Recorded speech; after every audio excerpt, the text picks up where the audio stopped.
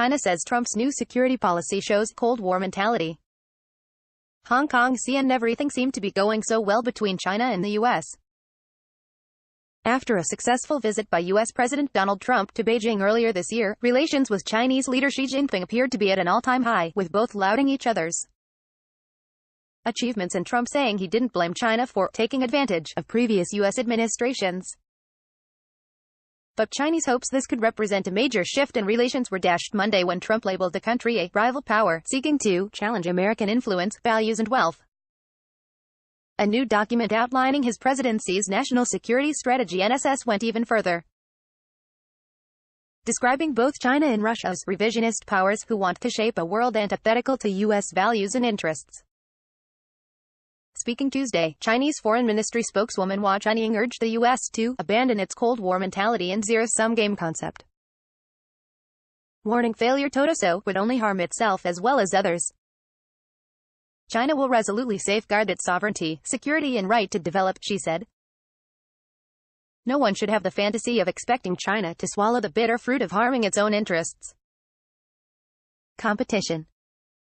Zhang Baohui, a professor of political science at Lingnan University in Hong Kong, said the document showed the partnership between Trump and Xi, which Beijing had been trying to cultivate, is dead.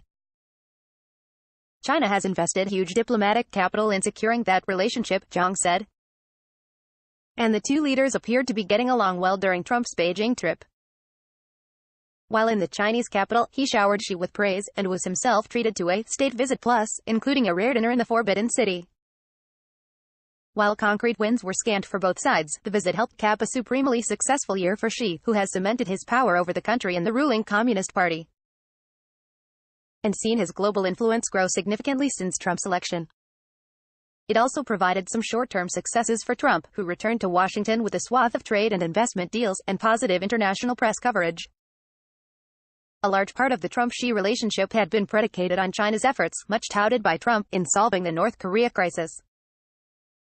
But despite promises from both sides that progress was being made, Pyongyang has not shown any signs of bending to Chinese pressure or American. And North Korea conducted its most sophisticated intercontinental ballistic missile ICBM test late last month. Competition with China is here to stay, Van Jackson, a senior lecturer in international relations at Victoria University of Wellington, New Zealand, wrote Tuesday. The NSS moves away from the false cooperative competitive equivalency of past U.S. administrations and embraces the latter as a reality that has been thrust upon America. U.S. and China on collision course. The failure to get Beijing to play ball on North Korea is similar to how the U.S. has failed to get Chinese buy-in for international institutions and regulations, particularly on trade and intellectual policy, where significant gaps remain, much to the chagrin of U.S. companies.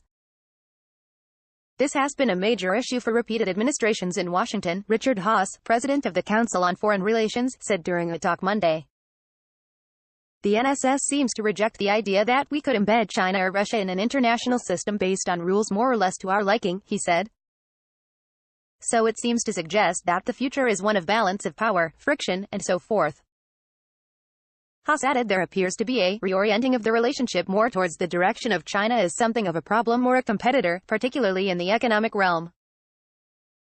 According to Zhang, this is more of a return to the norm for U.S.-China policy, after Trump appeared to consider taking a more isolationist approach in line with his America First campaign rhetoric. Now his foreign policy is returning to the standard posture of the U.S. in world affairs since 1945, which is that it is bent on maintaining primacy and sees other great powers as challengers. He said. This will likely represent a maintaining of the status quo in terms of U.S.-China relations, Zhang said, pointing to the hard line the Obama administration took on the South China Sea and the consistently tough stance Trump has taken on trade since he came to power. The new national security strategy, Zhang said, shows that the two countries are on a long-term collision course.